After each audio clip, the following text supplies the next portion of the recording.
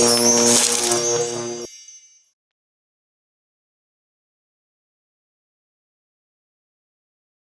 is my honor now to invite the Master of Ceremony for tonight. You don't think you were going to have to listen to me all night, right? All right. Eric Foglesong. It's truly a blessing to welcome back a familiar face and trusted voice as our Master of Ceremony this evening. Eric Foglesong returns for the second time as MC, and as they say, when you do a great job the first time, we just invite you back again and give you the microphone again. Eric serves as the Director of External Affairs for Promising People, where our ministries work side by side in transforming lives through education, workforce development, and second chances.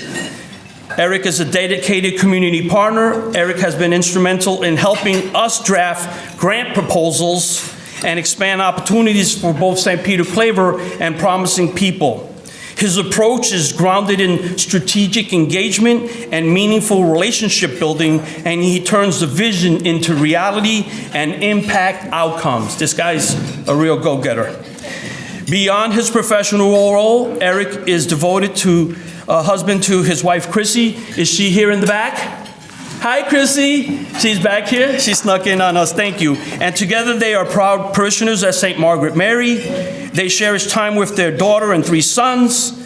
So yes, Eric definitely knows how to manage a full house and still show up with a smile.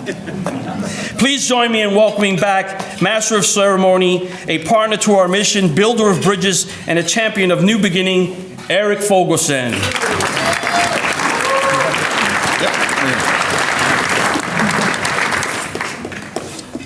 I'm not sure if you're lucky or if this is penance, but either way. So I just want to start with a little aside. This morning, I dropped off my daughter at Bishop Moore High School at 7:30 a.m. and I was making the trip back to my house after having dropped a father off at the airport. That's a whole nother story. But right here at the light at Lee Road in 1792, I was caught in a doldrum thinking about all the things that I needed to get done today. And I looked up into the sky, and through the clouds, there were 2 beacons of light, which I thought was kind of cool. And I kind of traced where those beacons of light were going. And Father Walsh, I swear, one of them was on St. Margaret Mary. And thank God one of them was here today too. It was literally shining down on the event center. And that was miraculous to me. And I started thinking about what those 2 beams of light meant and how special that was to have them focused on these 2 areas. I've got a son at St. Margaret Mary who was going off to Epcot. I was a little wondering how that was going to go with my wife back there, whether he was going to let her take enough pictures. But then also thinking about this event tonight, but then I realized something, and this is where Father Walsh always makes me feel so special in church. I don't know if it's the red hair or if he knows I need a little extra dose every Sunday, but I always feel like Father Walsh talks to me, but yet I think everybody else in the crowd has the same feeling, right? And I realized that the sun wasn't just shining on these 2 areas, but it was shining on everything. And I think there's a special message there, that God's love is shining on all of us, but sometimes individuals need just a little bit more love, right? And that's why we're here tonight. So having said that, I need you guys to do 2 things for me. The first is to make sure that all the cell phones are on silent. And the second is I need you guys to put your seatbelts on, because we got a lot to get through tonight, and we're trying to get you out of here by 9 o'clock, because I know everybody's got to work tomorrow. It's a work day, right? So we're going to move through these things very, very fast, okay? So we are going to, did I drop all those? That's all good. We are going right away to Tom Gawronski. Tom is the chairman of the board of directors of St. Peter Claver, and he embodies the true spirit of servant leadership. With a deep and unwavering commitment to those in need, Tom has dedicated his time and energy to uplifting individuals experiencing homelessness and housing instability. As the founder of St. Margaret Mary's Lazarus Ministry, he has created meaningful pathways to support of support and dignity for our neighbors facing difficult circumstances. Beyond his leadership as chair, Tom has invested countless hours as an instructor and mentor with St. Peter Claver and their Passport to Success program at the Central Florida Reception Center, guiding individuals towards hope, growth, and new opportunities. Although Tom has recently relocated to Colorado, he's going to bring us some of that weather he promises in the summer. His commitment to St. Peter Claver remains steadfast, and he continues to serve wholeheartedly, ensuring continuity and strength in our mission until a new leader is ready to step forward. Please join me in warmly welcoming a leader whose compassion, dedication, and service continues to inspire us all. Tom Gawronski.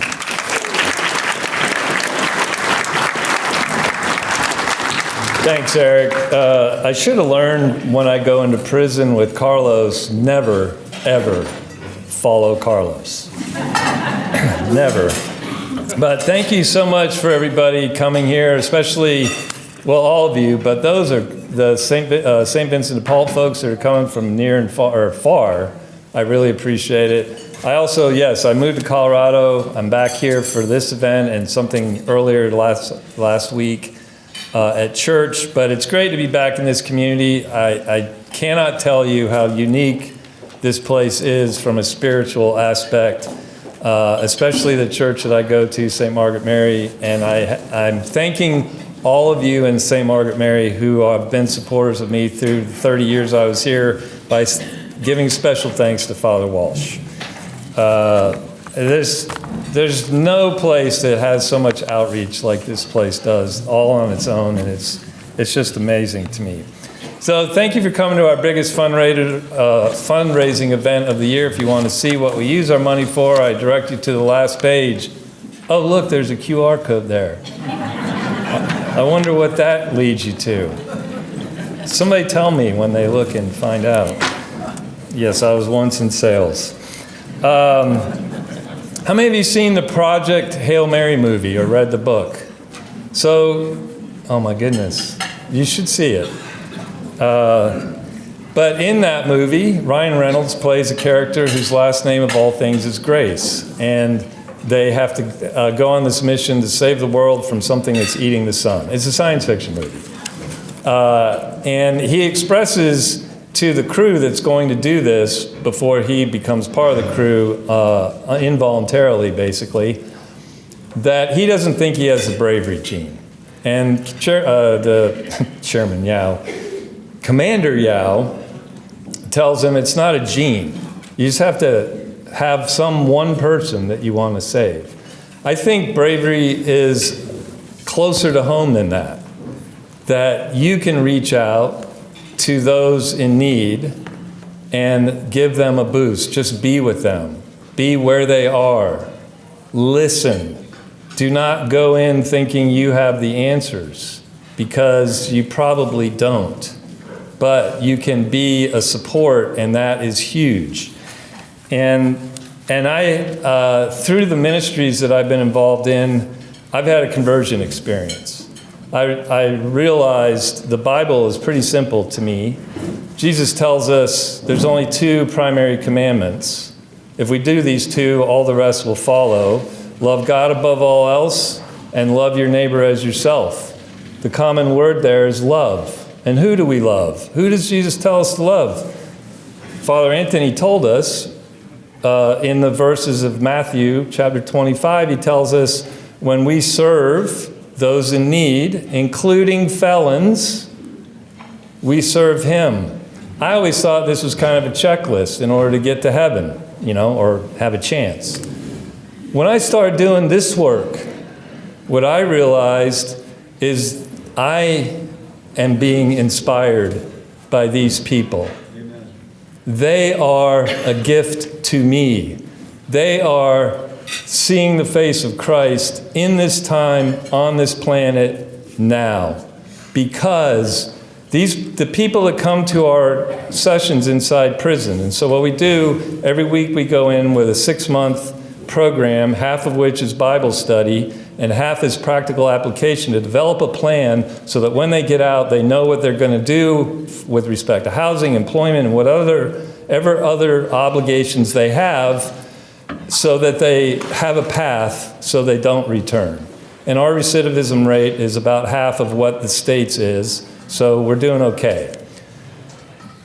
But they come to us of their own accord because they have had an experience that has led them to rely on the only thing they have left, which is their faith. That's why it's inspiring to me. So you don't have to save the world to be brave. Maybe reach out to somebody in need, and the person that you may end up saving, as it was in my case anyway, may be the person you see in the mirror every day. Seriously. If you think you're going to inspire somebody, that's great. That's a good way to start. But I would say be ready to be inspired. You're going to hear stories from 4 people. If you haven't read these boards or your program, I encourage you to do so. But they're just examples of the kind of people we deal with every day that we go into prison. It is I told somebody today, I consider it a sanctuary when I go in there. There's no cell phones, there's no computers, and it's a room of people who are just trying to express their faith as a means to move forward. So again, I thank you for being here.